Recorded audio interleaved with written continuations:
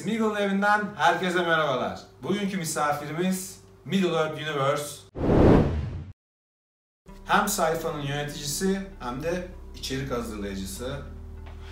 Oldukça doyurucu, mutlaka izlemiş olanlar, izleyenler, takip edenler vardır aranızda. O yüzden de şu an çok açıklamakla uğraşmıyorum ama gerçekten Orta Dünya ile ilgili inanılmaz bir hesap olduğunu bakarsanız göreceksiniz. Bakanlar zaten biliyorlar. Şimdi muhabbetimize başlayacağız. Aynen. Sohbet şeklinde olacak programımız. Herhangi videomuz, herhangi bir heykelimiz, herhangi bir objemiz yok bugün hediye olarak. Görebileceğiniz, bakabileceğiniz. Daha çok iki arkadaş olarak, iki dost olarak muhabbet etmek istiyoruz ve ben ilk sorusunu veya daha doğrusu konuşmayı başlatacak olan soruyu sorarak izninizle konuya giriyorum. Sosyal medya üzerinde Yüzüklerin Efendisi fanları, işte kavram, düşünce, tarz, senin gördüklerine, karşılaştıklarına, başlarken nasıl bir şey istiyordun, şu an neredesin, nasıl gidiyor? Öncelikle tekrardan ben teşekkür ederim buraya geldiğim için. Eyvallah.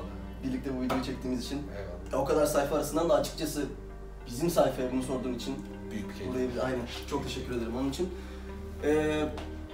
Yani şu an yaşadığımız dönem itibariyle aslında sosyal medyada her şeyi bulabilmemiz mevcut. Her şey var. İyisi de var, kötüsü de var.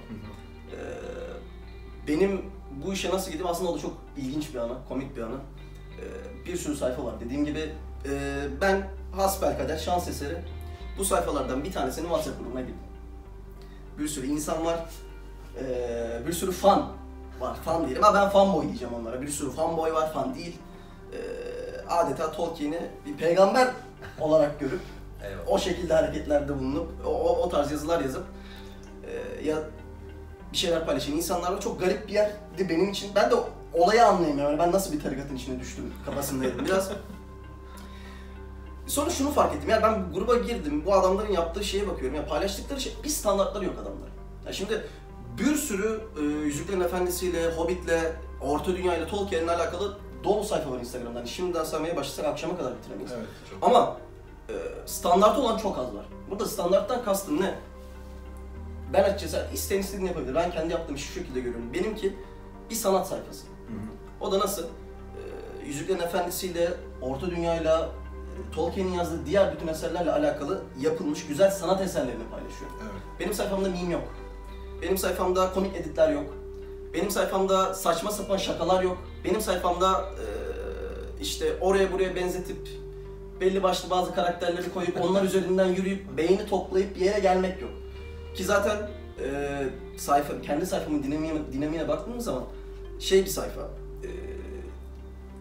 Yavaş ama emin adımlarla ilerliyoruz. Hani takipçi artma ivmemiz çok sabit ama o şekilde de devam ediyor. Çünkü bir kategori, bir standart oluşturduk diyebilirim.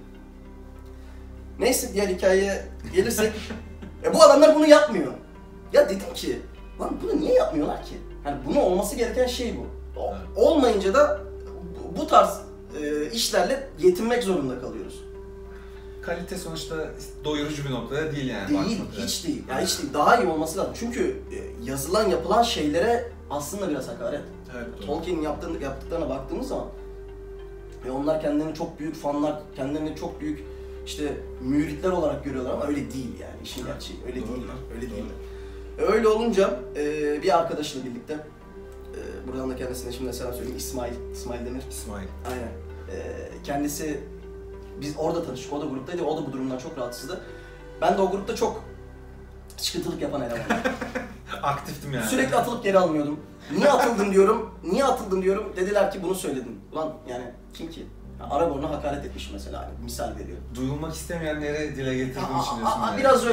Biraz öyle. Öyle olunca dedi ki İsmail biz bu işi yapalım dedi. Sayfayı ilk başta Türkçe olarak başlattık. Aslında Türkçe İngilizce gidiyordu hep. Ondan sonra ben bir yerde biraz radikal, biraz da verilmesi gereken bir karar olduğunu düşünerek daha büyük bir kitleye hitap etmek için tamamen İngilizce'ye çevirdim sayfayı. Bence çok mantıklı. Aynen o şekilde devam ettirdim. Bugün de şu an itibariyle 46.300.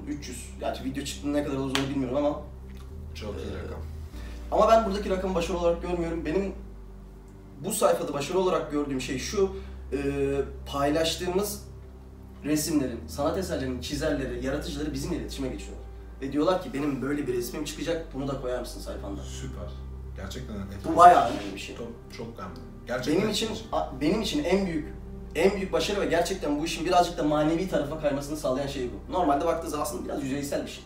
Buna böyle çok değişik anlamlar yükleyenler var. Biz kardeşiz, biz bir aileyiz, öyle bir şey yok. Yok yani öyle bir şey, anladın mı? Bir komün mantığı değil bu. Yok, takip edersin ya da etmezsin, bu kadar yani. Aynen öyle. Kimse benim akrabam değil. Aynen öyle. Ama bu dinamik, sanatçılardan gelen bu geri dönüş sayfanın kendisini benim gözümde biraz bu değeri kazandı. Anladım. Aynen. Çok eğlenceli. Bu arada yani eser sahiplerinin özellikle bu sanatçı diye takdir ettiğim karakterlerin diyalog kurması bence oldukça heyecan verici bir şey. Ya şimdi şöyle bir şey var.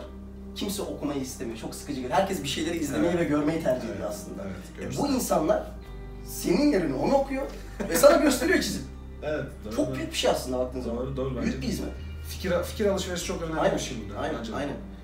Onun dışında yani dediğim gibi hep bir standart var. Sanat eserleri paylaşılıyor genel olarak. Bunun da getirdiği başka bir şey var. Çok kaliteli insanlar bizi takip ediyor. Takipçi kitlemiz çok kaliteli. Soru cevap yapıyoruz.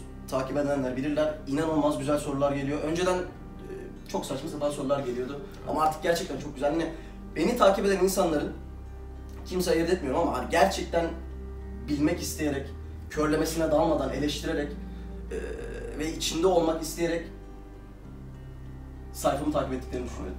Bu arada soru cevap gerçekten efsane oluyor sekanslar.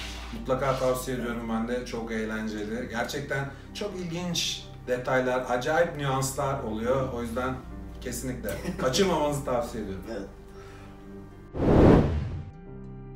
Bu şekilde ilerliyor. Büyük projelerim var. Benim kendi sayfayla alakalı. Yapmak istediğim çok büyük şeyler var. Ufak bir örnek verebilirim. Yakın zamanda, bundan yaklaşık 2 ay önce, 2,5 ay önce Amazon Prime'dan bizimle iletişime geçtiler. Yeni çıkacak diziyle alakalı olarak. Ve şunu dediler, sayfanızı alabilir miyiz, satın alabilir miyiz? Wow. Fiyatı söylemeyeceğim, belli bir miktar para teklif ettiler, ben istemedim. Etkileyici. Sayfayı vermek istemedim. Ama dedim ki,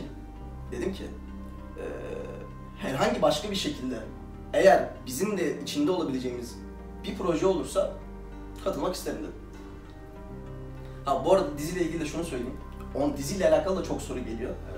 Evet. Ben açıkçası Hobbit'ten sonra buna geri geleceğiz bu arada. Yani onu konuşmamız gerektiğini düşünüyorum. Hobbit'ten sonra tahmin edebiliyorum gelecek. Hobbit'ten sonra benim hem senin takipçilerine hem burada beni izleyen insanlara verebileceğim en büyük tavsiyelerden bir tanesi, Hobbit filmini izledikten sonra, film serisini izledikten sonra şu saatten sonra Yüzüklerin Efendisi veya Tolkien'le ilgili yapılacak herhangi bir konuda, herhangi bir yapımda, gişe getirecek büyük bir yapımda beklenti içine girmemek bence en büyük. Çok kesinlikle En büyük katılıyorum. şeydir. Ve yapılması gereken. Evet, aynen öyle. Yapılması gereken. Yüzüklerin Efendisi'nin geldiği çıtadan sonra Hobbit'in düştüğü yerden. Evet ve yani arkasından şu anda özellikle şey de var. Yani insanlar kitap okuyunca da Gandalf'ı görünce aynı McKell'ı görüyorlar aslında. Aynen öyle. Yani onun yüzü artık aklına gelmiş. Kendisi kafada yaratamıyor. Evet ve şimdi gelenler o jenerasyon geçti sonuçta. Yeni insanlar gelecek. Öyle. Daha işlemesi çok daha zor bir dönemin hikayesi geliyor bir de. Çok zor. Yani ikinci çağ, Orta Dünya'nın en bir de sıkıntılı çağlarından bir tanesi aslında. Aynen öyle. En o yüzden sıkıntılı çağlarından bir tanesi. çıtayı çok yüksek tutmamak hayal kırıklığını engeller. En azından ya da yapılan işi biraz daha fazla sevmeni sağlayabilecek bir anahtar olarak. Aynen öyle. Bir beklenti içine girmemek, kötü bir şey geldiğinde insanı üzülmekten kurtarır ama iyi bir şey geldiğinde çok sevinirim. Aynen öyle. Ben açıkçası biraz o kafadayım. Mantıklı. Genel olarak hani bu saatten sonra yapılacak her şey için bununla alakalı da çok fazla eleştiri alıyorum. Aynen öyle. Yapılan yapımları eleştirdiğim için çok fazla eleştiri alıyorum. Yani ama bunda çok fazla da yapacak bir şey yok yani. Aynen yani yapılacak yapımla alakalı olarak beklentiyi çok yüksek tutmanın biz Yüzüklerin Efendisi ve Tolkien'in yaptıklarını çok seven insanlar olarak üzebileceğini düşünüyorum. Bir de mesela benim çok kafama takılan şey var. Şimdi artık done alabileceğin çok kimse de kalmamış. Kesinlikle. Durumda. Yani belli toplanmış notlar sonuçta o bitmiş bir yazıdan çıkartacağım bir durum da yok aslında bakarsan baktığında. Yani böyle oğlunun düzenli. Bayağı kesin şeyler var. Çok fazla yorum katılmaması lazım. Evet, aynen öyle. Evet. Yorum katıldığı zaman ne kadar iğrenç şeylerin olduğunu bu filmde gördük. Anlatmaya gerek yok yani. Şimdi belki de çok fazla insan bana saldıracak, büyük ihtimal. Çok fazla dislike alacak belki de bu video, bu yüzden bilmiyorum. Ama renk katabiliriz. Olabilir, olabilir. Renk. Neticede YouTube Rewind biliyorsunuz bir video çekti. Evet. 1 milyon like, 9 milyon dislike. O da aslında bir başarı bende kendisinde. Yani Doğru. baktım. Tabii canım. Nasıl o kadar beğeniliyorsun? Evet, Nasıl aynen öyle. Hani oranların farklı olması okey. Tamam, çok pozitif bir durum değil. 9 milyon, 10 milyon, ne bileyim milyonlu bir dislike Evet. ama Ya bir sonrakinin PR'ı şu şekilde yapılabilir. Bunu çok daha beğenmeyeceksiniz ama Evet. çok daha kötü olacak. daha kötüsü yapılabilir mi? Evet, yapılabilir. Zaten o tatlı bir durum. Çok güzel ya. İlkini batırdım, ikincide mahvettim. Aynen öyle. Bunun üzerine kurulabilir aslında bir şey. Ama bence özellikle kötü yapmaya çalışsalarsa yapamazlar. Ya bence de evet. Aynı fikirdeyim bu arada. İyi yapmaya çalışırken batırıyorsun. Öyle, yani. öyle. Ya kötü yapmaya çalıştığın şey iyi çıkma şansı olabiliyor. Öyle. Zor iş. Evet. Hobbit'le alakalı ona da geleceğiz ama dediğim gibi şimdi karakter olarak Tolkien'i biraz tanıyoruz. Biraz değil, bayağı tanıyoruz. Adamın Bayağı. yazdıklarını okuyoruz. Evet. Belli bir çizgi var. Var. Belli bir çizgiye devam ediyor ve bu çizgi ilk başta 1970'li yıllarda, sen benden daha iyi biliyorsun, Rankin Bass stüdyolarının çıkarttığı animasyon filmleriyle tabii. bir şekilde ortaya koyuldu. Tabii. Şimdi belki de bizi izleyen çok fazla genç insan var. Ben de çok yaşlı değilim ama işin içinde nispeten biraz daha fazla olduğum için bu Rankin Bass filmlerini biliyorum. Çoğu insan bilmez. Evet. Aslında Yüzüklerin Efendisi'ni izleyince, oradaki Gandalf'a bakınca oradaki Gandalf'ın tamamen Rankin Bass stüdyolarından çıkan Gandalf olduğunu, hani o Bir esinlenme var tabii. Çok net. çok net. fazla var. net. Çok yani Evet. yapılamıyor şey yani göz ardı edilemeyecek derecede. Bir şekilde başarılı bir şekilde yapıldığını düşünüyorum ama küçük bir ölçekte. Yüzüklerin Efendisi'ne kıyasla küçük bir Tabii, ölçekte. mutlaka. Hobbit'e göre mikro bir ölçekte. Yani çok küçük bir ölçekte. Ondan sonra tabii ki Yüzüklerin Efendisi çıktı. Yüzüklerin Efendisi çıktığında ya ben o zamanlar çok küçüktüm ama o zaman çıkan hype'ı babamdan ve etrafındaki insanlardan babam da çok büyük bir fandır bu arada. Ve etrafındaki olan insanlardan biraz böyle hani etrafında büyük bir şeyler olduğunu anlayabiliyorum. Evet. Gerçekten efsaneydi Aynen. ama ben hatırlıyorum yani. Çok büyük bir heyecandı. Yani çünkü film kategorisine baktığın zaman aslında çok Oscar almasını beklediğim bir film değil, fantezi. Hiç değil, Değil, tabii. değil yani, Hiç değil. Yani ciddiye alınacak bir kategoride bile değil. Aynen. Yani şu Aynen. an Superman'in, Batman'in bir şeyleri götürüyor olmasını beklemek gibi bir şey ki yani Yani. seri şekilde Kesinlikle. çektiğim bir DC Marvel dünyası var yani hepsi Kesinlikle. aynı teknoloji, aynı kurgular, aynı replikler, sonunda iyiler kazanıyor bir şekilde. Kesinlikle, kesinlikle. Yani, evet. Yüzüklerin Efendisi'nde durum çok farklı değil. Ama bunun anlatılış ve yapılış şekli gerçekten diğer hepsinden çok daha farklı ve orijinal. Epik diyebilir miyiz? Ben hep onu seviyorum ha. Bence Bana öyle hissettiriyor. şu epik kavramının direkt buradan çıkartıldığı hakkında benim kendi düşüncelerim var. olabilir. Yani bence çok mümkün. Evet. Çok Çok başarılı olan. Bir kere zaten adamın dediğin gibi roman tarzında çok net bir çizgi çok var. net yani. Evet. Yani bir Ne yaptın? kapağını görmesem okuduğum metinler hangi dil olduğu da çok önemli değil. Okuduğum metinler o Tolkien derim yani. Tolkien dersin. aynen. Veya Christopher Tolkien'dir. Çünkü oğlu da zor bir adam, çok Evet. zor bir Marsilya'da onun ben şeyine katıldım. Konferansına Söyleşi. katıldım, söyleşine katıldım, tartıştık. Aynen. Tahmin Hiç sevmez, ederim. aynen. Tahmin Hiç sevmez ederim. Muhalif net. Bununla birlikte sosyal medyadaki algıya da geldiğimiz zaman Evet. Başta oradaydı. aynen oradan biraz koptuk ama yapacak bir şey yok yani konu çok. Aynen öyle akarak gidiyor. İyi bence. Öyle, Süper. Sosyal medyadaki algı konusuna geldiğimiz zaman ya yaşadığımız çağ öyle bir çağ ki inanılmaz bir kirlilik var. Hani şey yapılamayacak, görmezden gelinemeyecek kadar büyük bir kirlilik. Ve bu her yerde var. Yüzüklerin Efendisi içinde, Hobbit içinde var. Ne bileyim başka bir futbol sahası, şunun bunun içinde var. Çöp iş çok fazla evet. Bak. Çünkü herkes yapabiliyor. Evet. Bir standart yok ki. Adam alıyor eline telefonu, Google'dan bir resmi buluyor, altına bir mani yazıyor. Evet. Harbiden bir mani yazıyor. Yani ben başbuğumuz Aragorn diye paylaşan adamlar gördüm. Tahmin ederim vardır gerçekten. Başbuğumuz Aragorn. Ne demek? Bilmiyorum. Ne bu yani? Çok Komik mi bu? değil.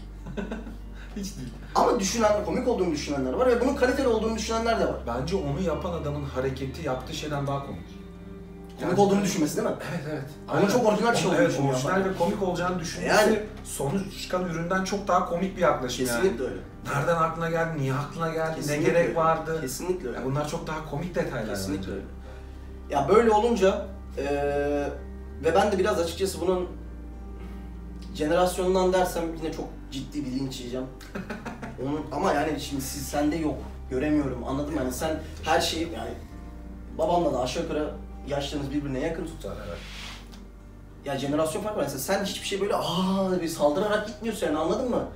Ya milleti görüyorum, ay işte Hobbit'teki Tauriel ve Kili aşkı, Elf'le cüce. Elf'le cüce. Talihsiz bir eşleşme. Oldukça yanlış. Talihsizden ziyade çok kötü. Kötü. Kötü yani. Kötü bir şey. Bu sadece bir örnek. Ya onunla birlikte alınan her şeyi kabul edip tüketen çok ciddi bir kesim ve şey var, topluluk var. Bu olmaması lazım. Asıl sıkıntı olan canım. Şimdi buradan Hobbit artık bence gelebiliriz. Olur. Şimdi Tolkien'in yaptığı şeyler aslında baktığımız zaman Beyaz Perde çıkmış çok fazla örnek yok. Yok. Yüzüklerin Efendisi var, bir de Hobbit var. Evet. Hobbit'le alakalı olarak da neden Hobbit'i sevmiyorum, neden nefret ediyorum, neden bana kalırsa tarihte yapılmış en kötü üçlemelerden bir tanesi ve neden Peter Jackson bir daha hiçbir Yüzüklerin Efendisi yapımını veya Tolkien'le ilgili herhangi bir yapımı yönetmemeli. İddialı bakacağız. Neden?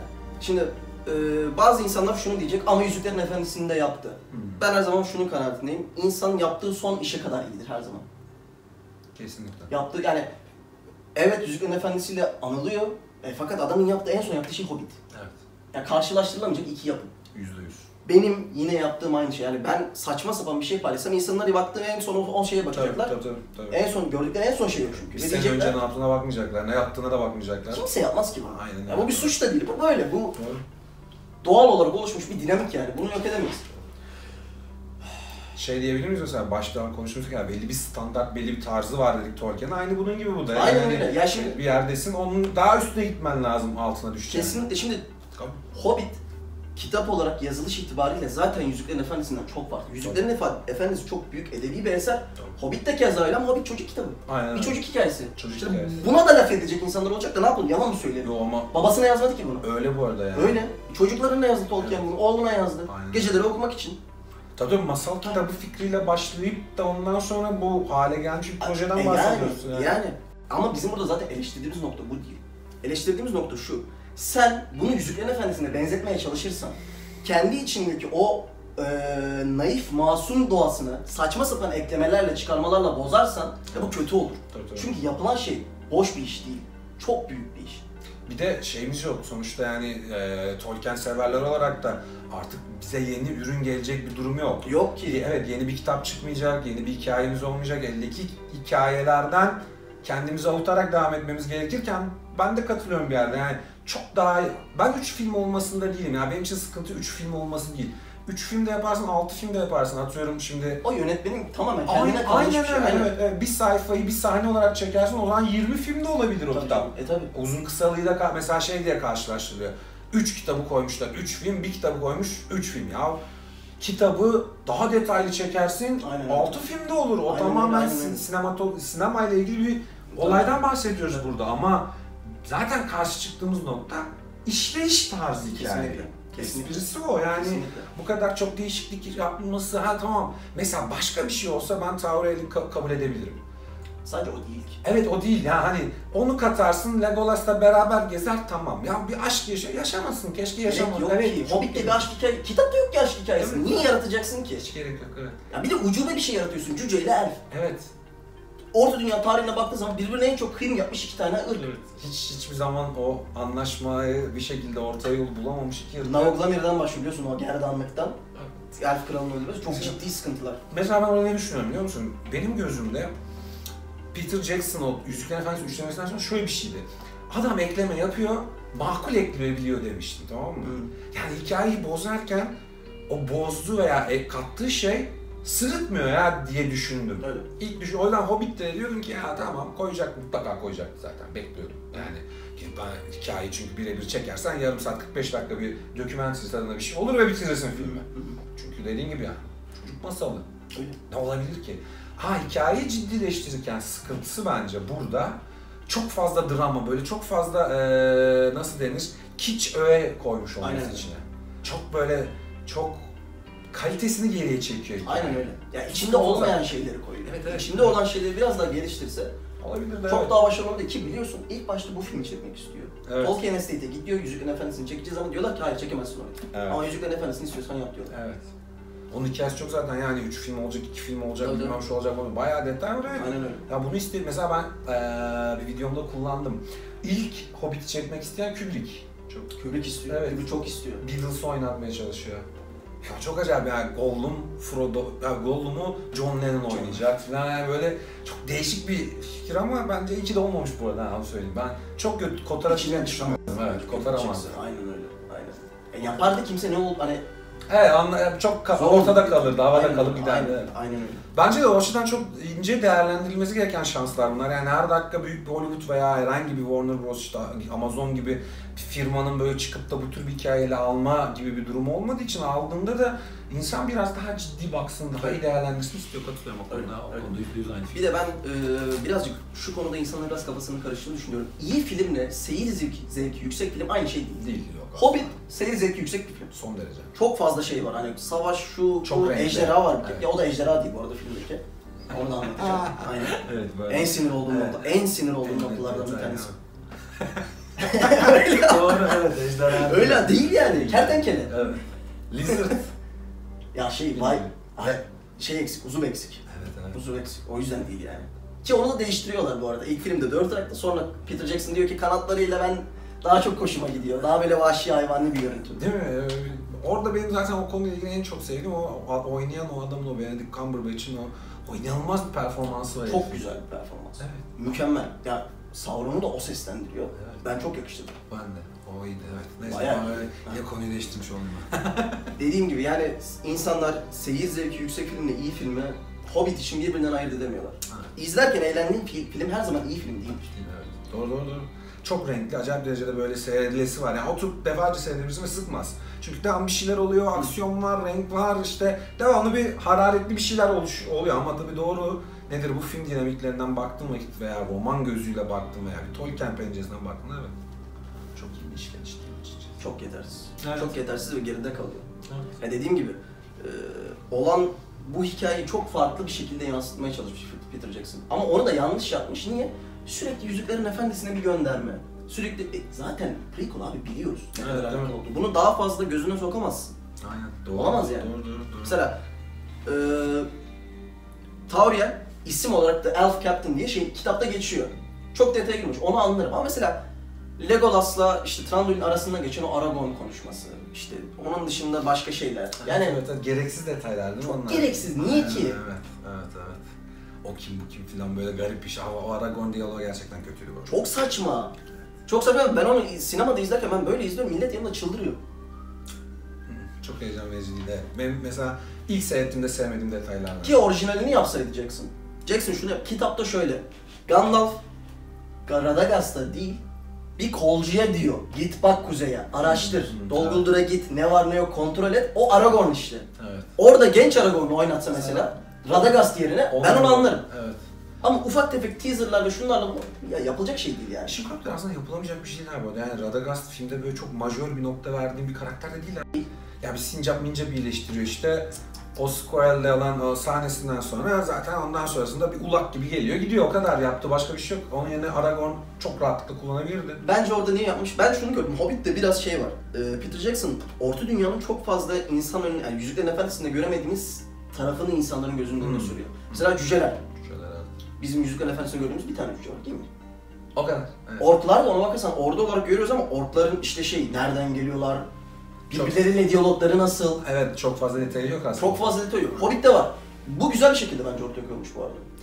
Mesela Goblin King falan ilginç o hikayeler. Çok güzel. Evet. Çok güzeldi bence. Öyle Yani şeyleri güzeldi, detayları. Bir de detaylar olan bir kitap aslında Hobbit. Yani çok bir şey eklemenin Öyle. ihtiyacı yok yani aslında. Yani var olan detayları biraz daha süsleyebilirsin belki, parlatabilirsin. özgün bir dille bence yansıtsaydı, bu kadar Yüzüklerin Efendisi'ne atıf yapmamak, Evet. bu kadar Yüzüklerin Efendisi'yle bağlantı kurmayarak yapsa, orijinal bir yapım olarak süper olurdu. Ki bence kim çekmeliydi biliyor musun? Kim? Del Toro. Guillermo del Toro. Hellboy yapan adam. Kesinlikle bence o çekmeliydi. Olurdu. Ben bir yerden hatırlıyorum sanki adı geçti gibi hikayelerden ama yoksa bu gelecek dizi için miydi? Bir yerde duydum diye hatırlıyorum ama Bilmiyorum. ben de çok şu an emin Onu değilim. çok bilmiyorum. Bu bilgiden çok emin değilim. Ha. Hemen belirteyim de sonra alta şey diye düşmesin. Öyle bir şey yok lan, olmayabilir.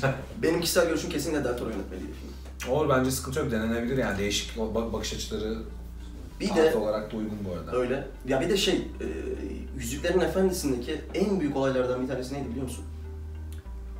CGI efekt dediğimiz şey çok az. Evet. Dönemine göre yine çok. Çok ama el emeği, insan performansı inanılmaz derecede Ya yüksek. inanılmaz bir şey Evet. ya. İnanılmaz bir şey. Evet, yani öyle mantıkla oturtabileceğin derecede değil. Bayağı yani uçuk derecelerde var. Biliyorsun sen gittin gördün gerçi. Minas Tirith'in, Helm's Deep'in, Mordor'un, White Shot'ların hepsi figür, minyatür aslında yani bilgisayar değil. Ben şeyleri de görüyorum mesela o Rohan bölgesindeki gidişlerde o çekilen dağları falan gösteriyor. Edoras'ı tamamen yapmış adam. Evet. Adam Edoras'ı koymuş oraya, orada bir gerçekten var alet. Açık çok geliyor yani. Alışmışız film efekti diyoruz. Evet. Ya işte konuyor, yapıyor falan. Öyle bir şey değil. Ya adam bir hobbit, o şair işte Bilbo Baggins, Frodo Baggins dediğim gibi şurada, burada işte diye bakabildiğim bir köy var orada. Öyle. Çekildiği yerleri de gösteriyorlar, araziye çıkıyorsun bayağı net olarak. Zaten Yeni Zelanda bu arada o konu için çok acayip ya, gerçekten tam yeri. Yani dağlar, ovalar. Başka bir yerde isteseler de Evet çok zor yani, acayip derecede uygun o iş için yani düz arazide orada, dağlık arazi, hepsi çok yakın bir de yani.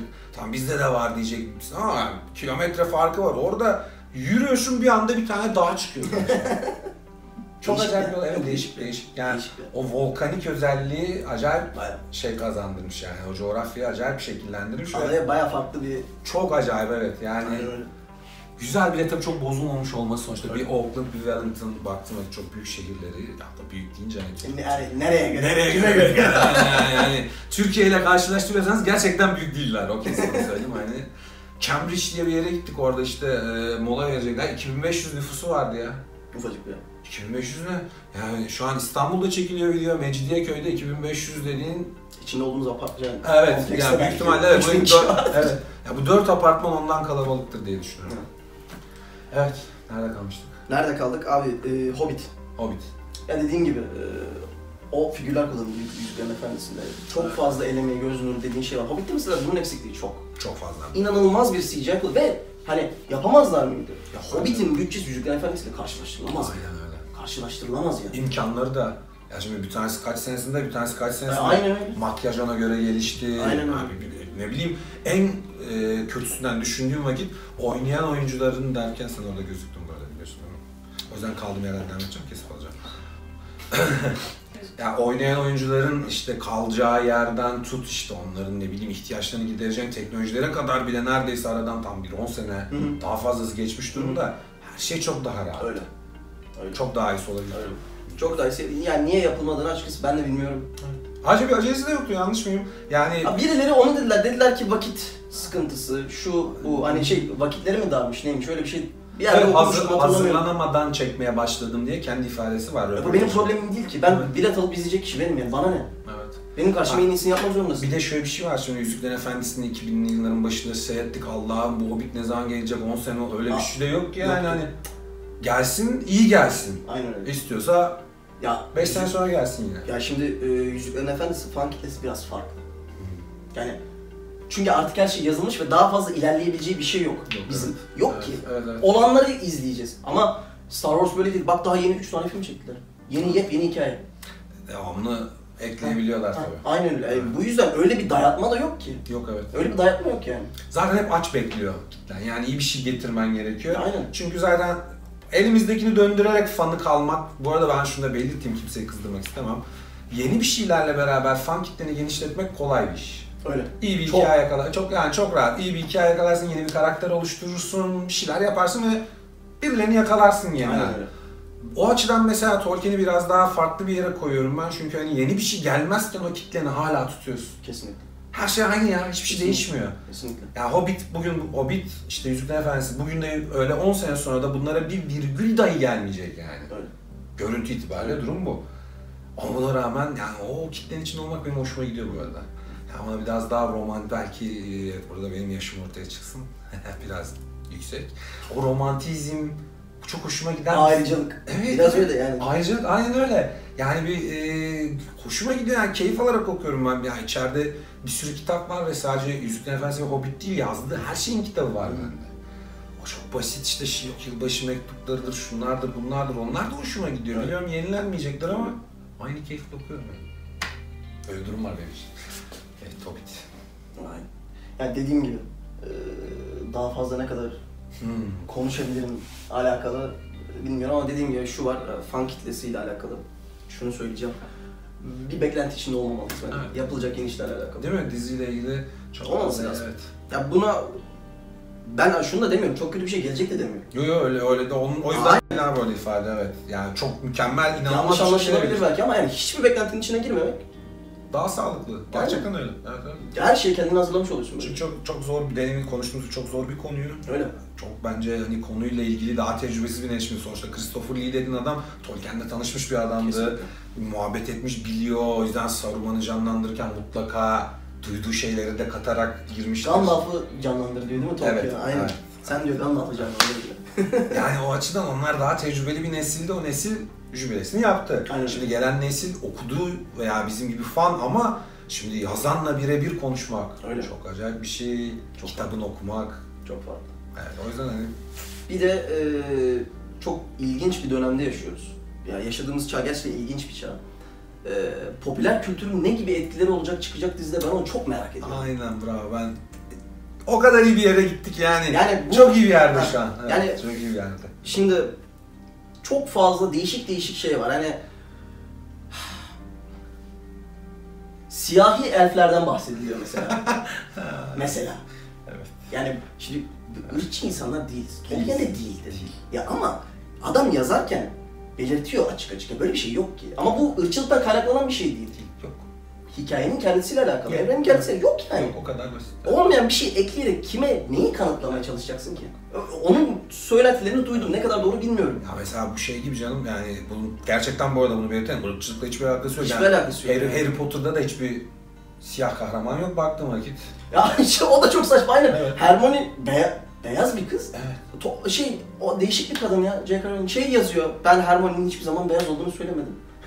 Bir paragraf var böyle. Hermione'nin işte kar beyazı teni bir şeyler. Fiziksel anlatımında çok net ne olduğu bu kadar zorlamamak lazım yani. Evet. Çünkü bu sefer de çok yapmacık oluyor.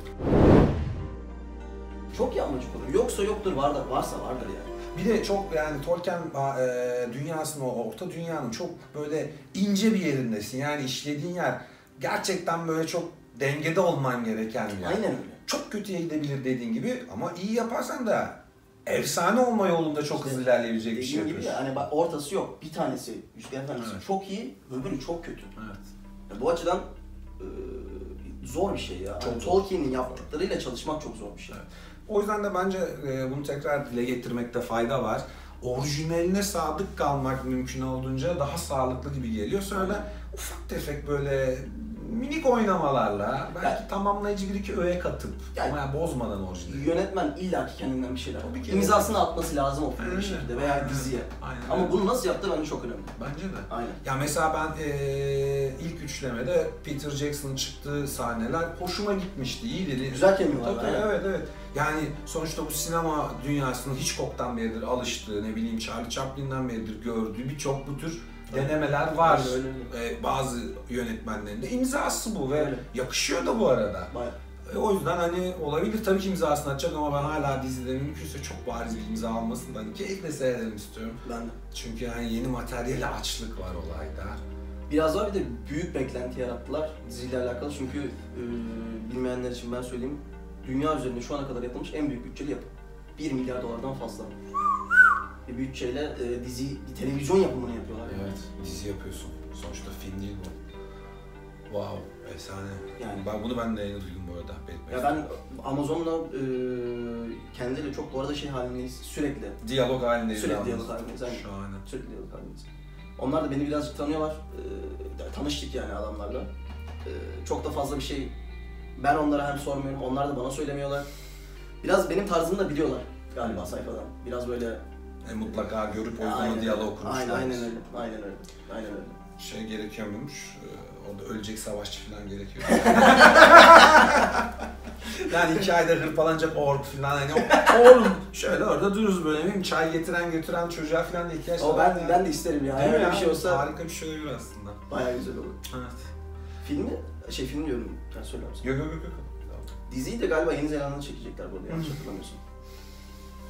Gidilir. Çok kesin değil. Projelendirilir yani. Aynen. 1. bölüm mola.